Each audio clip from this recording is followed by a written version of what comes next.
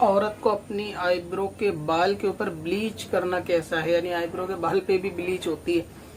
शायद ये भी 16 श्रृंगार के अंदर होगा। तो इससे क्या है कि वो आईब्रो थोड़ी पतली लगने लगती है, तो आईब्रो बनवा नहीं सकती, तो उसका इन्होंने एक ऑप्शनल जो है वो निकाल लिया है औरतों ने कि आईब्रो बनवा नहीं सकते तो कुछ ऐसा करा जाए, ऐसी टेक्नोलॉजी लाई जाए कि जिसके जरिए से आईब्रो पतली नजर आए। तो ये टेक्नोलॉजी डेवलप हो चुकी है कि आईब्रो के ऊपर ब्लीच की जाती है, ब्लीच से जो है वो पतली नजर आती है। उसको कर सकते हैं, नहीं कर सकते। बाज़ाहिर तो इसके अंदर शरई एतबार से कोई खराबी नजर नहीं आती कि ब्लीच जो है वो चेहरे पर अगर करना जायज है तो फिर वो आईब्रो वगैरह पे कर सकते हैं, लेकिन इसके दूसरे नुकसान, क्योंकि इसके अंदर जो इसका केमिकल होता है जिसको आप पाउडर बोलते हैं, वो ज्यादा खतरनाक होता है और आईब्रो आंख के बिल्कुल करीब है, और ये जो है वो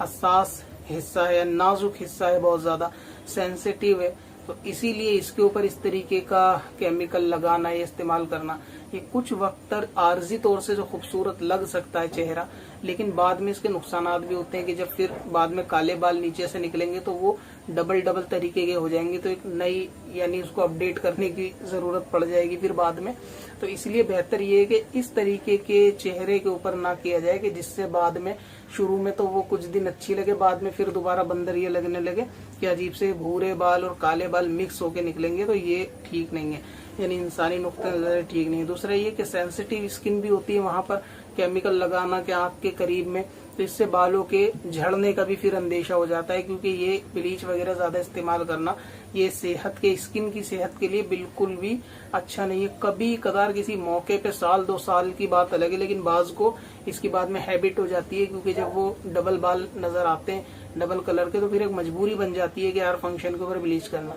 फिर यही मजबूरी बालों के जो है ना वो झड़ने की वजह बन जाती है। तो अगर आईब्रो के बाल बिल्कुल धीरे धीरे उतरने लगे, साफ हो गए, तो इसका वापस आना भी बहुत ज्यादा दुश्वार होता है। तो इस बात का ख्याल रखें, जो नेचुरल है उसको वैसे ही रहने दें, नेचुरल चीजों का इस्तेमाल करें। मिसाल के तौर पे आईब्रो पे या आंखों के ऊपर वाले बालों के ऊपर विटामिन ई के कैप्सूल आते हैं, एलोवेरा वगैरह आता है, जैतून का तेल आता है, उसकी मालिश करें, उसके मसाज करें, जिससे बाल मजबूत भी और स्किन भी कोई उसमें नुकसान ना हो, लॉस ना हो। नेचुरल चीजें इस्तेमाल करना ज्यादा अच्छा है ब्लीच के मुकाबले। अगरचे कभी किसी मौके पर औरतें इस्तेमाल करना चाहे ब्लीच, तो इसकी मुमानियत नहीं है, लेकिन इसकी जो खराबियां जो बाद में पेश आएंगी वो मैंने आपको बता दी। तो एक सवाल और था कि बगैर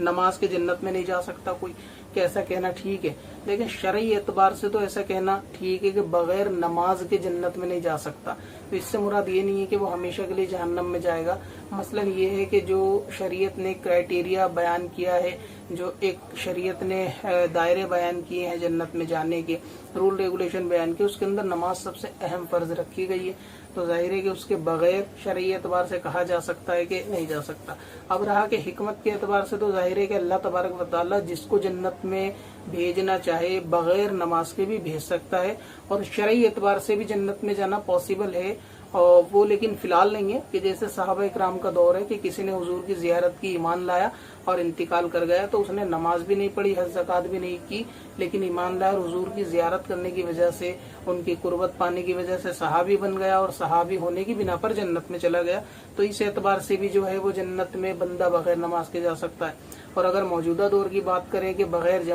नमाज के जन्नत में नहीं जा सकता, तो मतलब आसानी नहीं जा सकता, अपने अजाब को भुगत कर जाएगा। और जन्नत में जाने की खुशी जितनी होती है उससे ज्यादा खौफ जहन्नम में जाने उसके अजाब का होना चाहिए, कि अजाब जो है वो जहन्नम का बर्दाश्त नहीं हो सकता किसी से भी, चाहे अजाब वो सर्दी का हो या फिर गर्मी का हो। लिहाजा उससे पनाह मांगनी चाहिए और उससे बचने की जो जो तदाबीर हो उनको अपनाना चाहिए। नमाज उसी में एक अहम है कि जो जहन्नम की आग से बचाएगी, तो उसकी पाबंदी करनी चाहिए। तो शरई एतबार से कहना बिल्कुल दुरुस्त है कि बगैर नमाज के जन्नत में नहीं जा सकता। और बाकी रही हिकमत के एतबार से, तो अल्लाह तबारक व तआला बगैर नमाजी को भी जन्नत में डालना चाहे डाल सकता है, और नमाज पढ़ने वाले को वो चाहे जहन्नम में डालना तो भी डाल सकता है, वो उसका अपना मामला है। तो उसके अंदर किसी का अमल दखल नहीं है कि नमाज की बिना पर जन्नत में जाएगा। हाँ, वादा जरूर है कि नमाजी परहेजगार जन्नत में जाएंगे, और जो अल्लाह तबारक व तआला के लिए नमाज पढ़ते हैं, परहेजगारी इख्तियार करते हैं, यकीनन अल्लाह ताला अपने वादे के मुताबिक ही करेगा। तो उनको जो है आसानियां बरती जाएंगी उनके लिए, और उनके लिए जन्नत के रास्ते आसान होंगे।